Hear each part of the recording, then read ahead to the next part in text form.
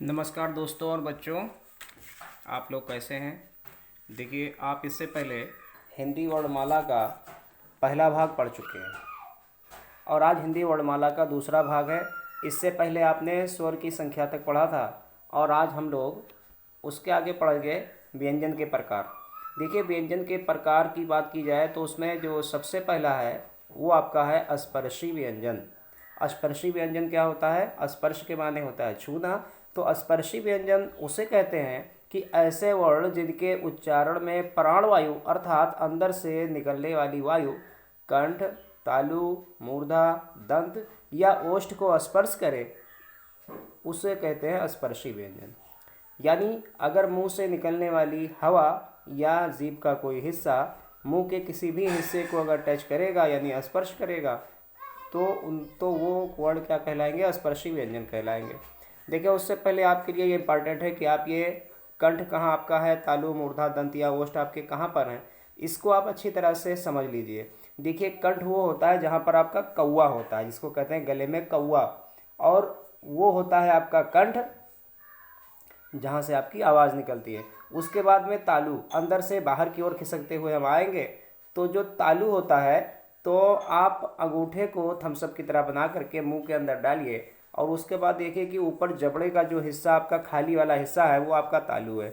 उसके आगे आप खिसकोगे तो जो दांतों की जड़ होती है, जो उभरा हुआ हिस्सा होता है, इसको आप टच करके जरूर देखिएगा, वो कहलाता है आपका मूर्धा। उसके बाद आपके दंत यानी कि दांत, और उसके बाद ओष्ठ यानी कि ओंठ। अब इन सबके सीरियल को याद करने के लिए कंठ यानी का, तालु यानी वो कंठ, तालु, मूर्धा, दंत या ओष्ठ को, इन सबको याद करने के लिए कि कौन कौन से स्पर्शी व्यंजन के वर्ग हैं, तो ये शब्द याद रखना है आपको। कौन सा? कचट तप, ये आपको याद रखना है। ठीक है, अब हम इसके आगे चलते हैं। ठीक है, देखिए ये आपका कचट तप के हिसाब से ये आपका देखिए पहला वर्ग है कचट तप यानी का वर्ग, का, खा, गा, घा, अंगा। चा वर्ग, चा, छा, जा, जा, या। टा वर्ग, टा, ठा, डा, ढा, अड़ा। ता वर्ग, ता, था, दा, धा, न। पा वर्ग, प, फा, ब, म। अब देखिएगा, इसमें जो आपका सबसे पहला वर्ग है का वर्ग, तो इस का वर्ग का जो उच्चारण होता है वो होता है कंठ से। देखिए, आप मेरे साथ अगर आप कहोगे कंठ कहाँ है? जहाँ कौवा होता है। देखिए, अब अगर आपको उर्दू आती है तो आप बड़ा काफ निकालिए, का, तो आप देखोगे कि आवाज़ आपकी कहाँ से निकलती है? कंठ। ये बहुत ही आवश्यक है कि आप लोग मेरे साथ में निकालिएगा, बिना किसी हेजिटेशन के मेरे साथ आवाज़ निकालिएगा और इसको महसूस करिएगा कि आपकी आवाज़ कहाँ से निकल रही है, क्योंकि जब तक महसूस आप नहीं कर पाओगे तब तक आपको मज़ा नहीं आएगा। तो आप का, तो देखिए आपका गले में, आपका गले से आवाज़ आ रही है और गले का हिस्सा अंदर कौवा के पास टच हो रहा है। फिर कहोगे खा, खखार करके खा, गा, गैन निकालते हुए गा, घा, अंगा, अंगा, अंगा, अंगा, नाक से आवाज़ निकालनी, अंगा, अंगा, अंगा।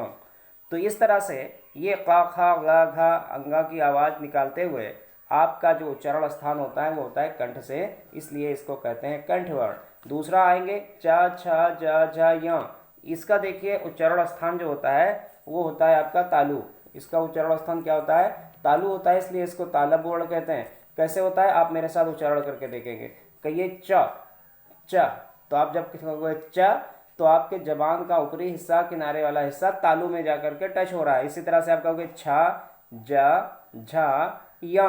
तो ये पांच के पांचों अक्षर जब भी आप कहोगे, उच्चारण करोगे, तो आपके जबान का हिस्सा और हवा जा करके आपके ऊपर तालु में टच होती है, जो जबड़े का खाली वाला हिस्सा है। तो इसका उच्चारण स्थान चा वर्ग का तालु से है, इसलिए इसको कहते हैं तालव्य वर्ण। अगला आता है टा, ठा, डा, ढा, अड़ा। तो देखिए इसको आप मेरे साथ उच्चारण करेंगे तो इसके उच्चारण स्थान है मूर्धा। मूर्धा कहाँ है? दांतों के पीछे का वो हिस्सा जहाँ पर आपका उभरा हुआ वाला हिस्सा है, उभरा वाला, वो आपका मूर्धा है। तो आप कहिए, देखिए ट। अब देखिए, आप अगर मेरे साथ उच्चारण करेंगे तो जब भी आप इस टाठा डाढ़ा अड़ा को कहेंगे तो आपके जबान का आगे का नोक वाला हिस्सा जा करके वो उसी उभरे वाले स्थान पर टकराएगा बार बार। अब मेरे साथ आप कहेंगे ट, ठा, डा, ढा, अड़ा। तो ये दंतमूल से अर्थात दांतों के पीछे वाली जड़, जहाँ उभरा वाला हिस्सा है, मूर्धा जिसको कहते हैं, वहां से जाकर के टकराता है। तो इसका उच्चारण स्थान कहाँ है? मूर्धा है, इसलिए इसको कहते हैं मूर्धन्य वर्ण। अगला देखेंगे कि हम ता, था, दा, धा, न। तो ये ता, था, दा, धा, न, इसका उच्चारण स्थान कहाँ से होता है? दांतों से। तो इसको दंत वर्ण कहते हैं। आप इसको भी उच्चारण करके देख सकते हैं मेरे साथ। ता, था, दा, धा, ना। तो इस तरह से इनका उच्चारण करते हुए जब आप कहोगे आप ता, तो आपके जबान का अगला हिस्सा वो दांतों से जाकर के टकराएगा, था, दा, धा, ना। तो इस तरह से इनका उच्चारण स्थान दांतों के पास से होता है, इसलिए इनको दंतवर्ण कहा जाता है। अगला है आपका पा, फा, बा, भा, मा।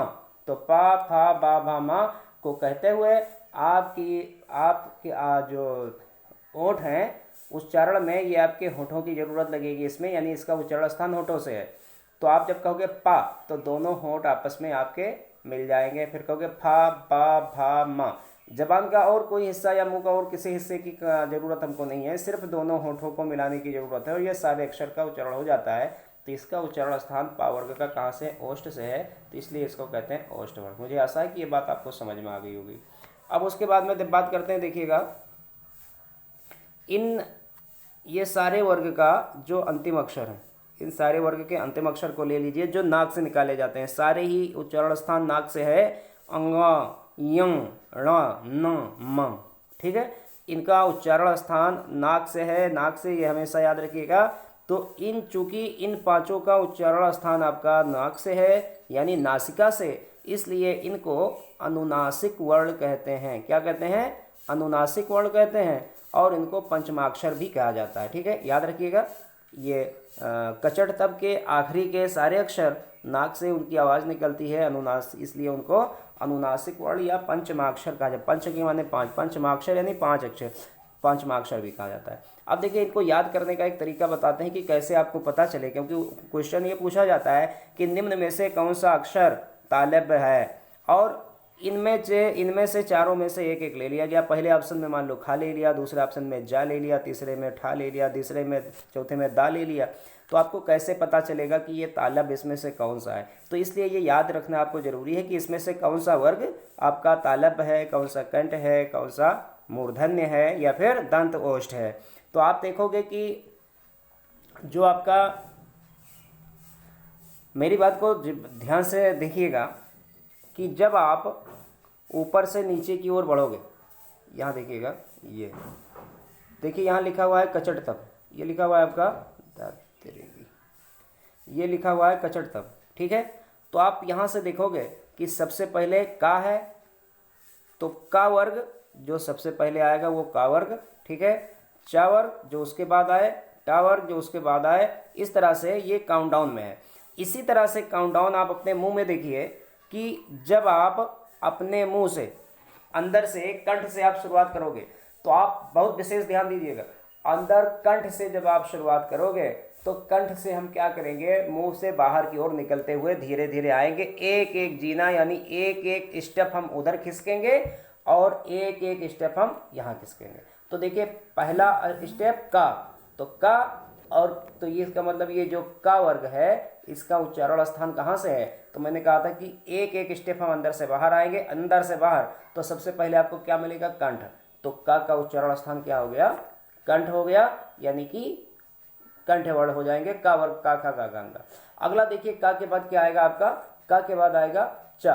तो जब चा आएगा तो यहाँ पर हम एक स्टेप आगे खिसके हैं, उसी तरह से हम कंठ से एक स्टेप हम बाहर की तरफ निकलेंगे, तो कंठ के बाद जो अगला स्टेप मिलेगा वो क्या मिलेगा, तालु मिलेगा। तो इस तरह से जो चा वर्ग होता है ये तालु से उच्चारण होता है, तालव्य कहलाता है, चा, छा, जा, झा, यम।